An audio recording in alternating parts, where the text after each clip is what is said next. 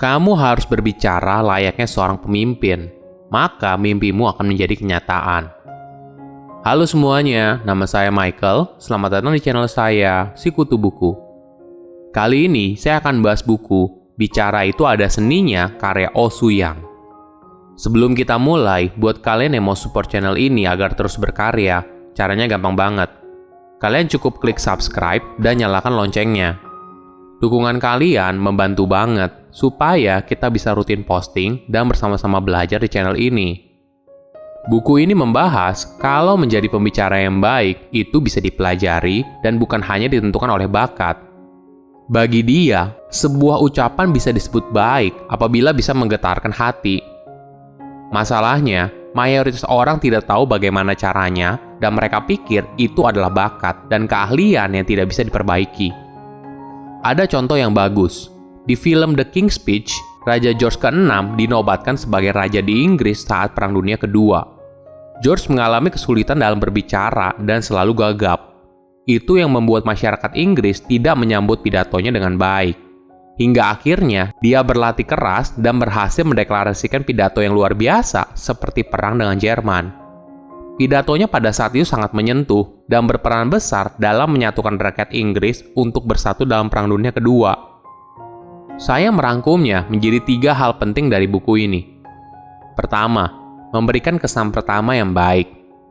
Menurut sebuah penelitian, persentase sebuah perusahaan memilih pegawai baru karena kesan pertama mencapai 66%. Menariknya, waktu yang dibutuhkan untuk menentukan kesan pertama seseorang adalah 1 menit, 3 menit, 5 menit, dan 10 menit. Fakta lainnya adalah, ucapan singkat ternyata salah satu faktor yang penting dalam menentukan kesan pertama. Saking pentingnya kesan pertama dalam sebuah pertemuan, tidak ada kesempatan 2 kali untuk memperbaiki kesan pertama yang buruk. Ingat, janji untuk pertemuan kedua hanya bisa didapat apabila kesan pertamanya baik. Bagi Su, ucapan adalah sarana yang penting untuk menilai seseorang secara keseluruhan. Dari ucapan, kita bisa memperoleh kesan baik dari lawan bicara dan dapat menunjukkan sisi menarik diri kita kepada lawan bicara. Jadi, bagaimana cara memberikan kesan baik dari ucapan? Su memberikan tips melalui storytelling. Ini merupakan strategi yang bisa kamu lakukan ketika kamu memperkenalkan siapa kamu. Sebagai contoh, ketika wawancara kerja, saat diminta untuk menceritakan siapa diri kamu, kebanyakan orang sibuk menyebutkan spesifikasi dirinya dan kelebihannya sebanyak mungkin. Namun sayangnya, bila apa yang kamu sampaikan biasa saja, malah membuat orang lain tidak terkesan. Itulah sebabnya kamu perlu menggunakan storytelling. Ini adalah cara bicara yang memberikan nilai lebih tersendiri. Ada contoh menarik soal storytelling, yaitu kisah Paul Robert Potts, seorang salesman yang mengikuti ajang Britain's Got Talent. Di ajang itu, Paul merupakan penyanyi pop opera yang punya kisah yang mengharukan. Awal ketika dia naik panggung, tidak ada yang tertarik. Namun ketika dia menyanyikan aria Nessun Dorma dari opera Turandot dengan suara merdu, hasilnya ternyata tidak disangka.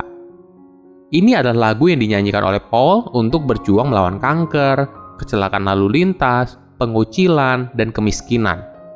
Para penonton lalu tenggelam dalam perasaan mereka masing-masing.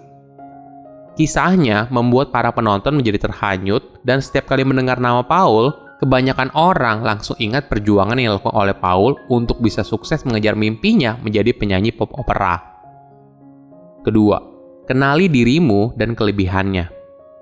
Bagaimana membuat lawan bicara menjadi tertarik dengan kita? Salah satunya yaitu melalui cara menjual nilai diri kita kepada tempat yang diinginkan. Kita harus tahu dulu kelebihan yang kita punya. Jika menetapkan nilai diri terlalu tinggi, padahal kemampuan tidak seberapa, maka tidak akan ada yang mencari kita. Sebaliknya, jika menetapkan nilai diri terlalu rendah, padahal kita ahli di sana, maka kamu bisa kehilangan ambisi dan kepercayaan diri.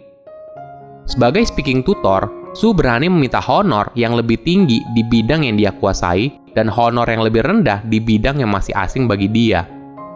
Kenaikan honor dia sebagai speaking tutor akan naik secara alamiah seiring berjalannya waktu, ketika namanya semakin terkenal sebagai speaking tutor yang handal. Awalnya, dia tidak langsung menetapkan nilai yang tinggi, tapi dia menetapkannya sesuai dengan pandangan mereka yang menginginkan dia. Nah, ada pertanyaan seperti ini.